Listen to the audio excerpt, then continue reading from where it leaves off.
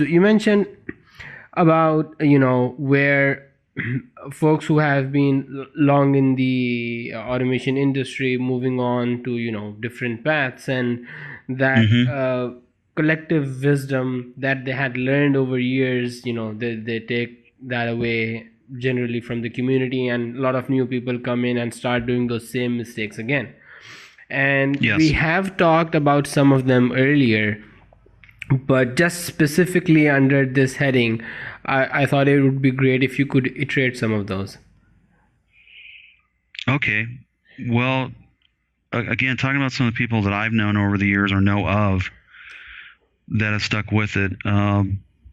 Linda Hayes, started years ago. Hans Bovalda, who's with Logigear, he's the father of what you would call the keyword framework approach. You actually call it action words.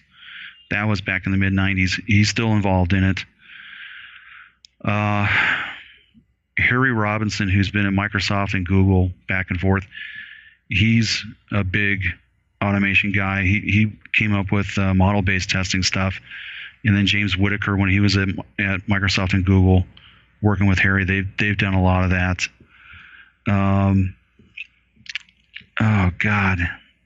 Danny Fout, who's out of Texas, he was a big automation guy in the late 90s, early 2000s. Couple of other people, I'm forgetting names, and they used to go out and do all the conferences and present things like that, and then they kind of like got out of it for whatever reasons, I don't know. And then over the last 10 plus years, I've been doing conferences off and on. But then there's people like Paul Grzaffi, Dave Hafner now, because he's like known as one of the Selenium guys. Richard Bradshaw out of England, and oh god, I can't remember the other guy's name. He's a big Selenium guy too. Alan Richardson. Thank you.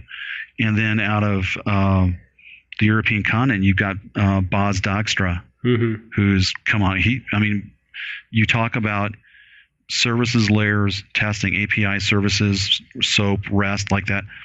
Boz is being recognized as one of the experts on that. So there's this changing of the guard of people that are getting into it, and then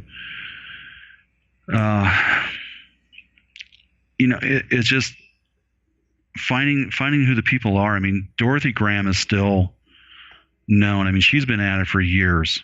Another lady named Elfredi Dustin, who's back in Washington, D.C. area. Elfredi's been in automation for years. She's written 3 books. Dorothy's written a couple of books. Things like that. I mean, that's how I learned more in depth as far as the technology and the craft. So I think there's a lot of repeating of this information, because I see a lot of people that are talking about things like, okay, you just kind of like relabel that and are trying to call it your own. It's the same thing as this. And I'm not trying to be mean to people, but I say, look, this has already been done. So, let's not muddy the waters by naming something different and things like that. Let's keep it on target. And but because of internet and because of open source now over the last 10 years, there has just been an explosion of people being involved, coming up with new ideas, but also too, I look at some of the things like, I think you read this guy's white paper from back in the late 90s as far as this. People talk about the problems with automation, implementation, things like that. James Bach, back in 1996, with his paper, Test Automation Snake Oil, he spelled it all out right there. I've met James and Michael Bolton and talked to them over the years and things like that, and they've been very active in that. Yeah. But, he was forewarning that, and that's because Bach, saw a lot of that stuff going, because he was working for a consultancy company called Software Test Labs in Seattle. And it was a bunch of ex-Microsoft testers who started that, and they saw a lot of that, so he wrote about it. And that's where Bach got his ideas for context-driven testing and exploratory testing, things like that, because he really pioneered that. He and Kem Kainer.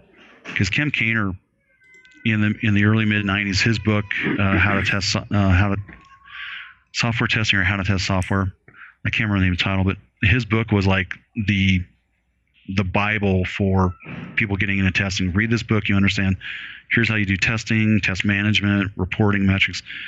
He spelled it out in a very straightforward, non-technical way. And now there's people that are coming in a new wave that are really picking up and running in different directions, doing things. I mean, Dave Hafner has really done a lot of great work with Selenium. I mean, I've read a lot of his things. Like, yeah, that's really good, Dave.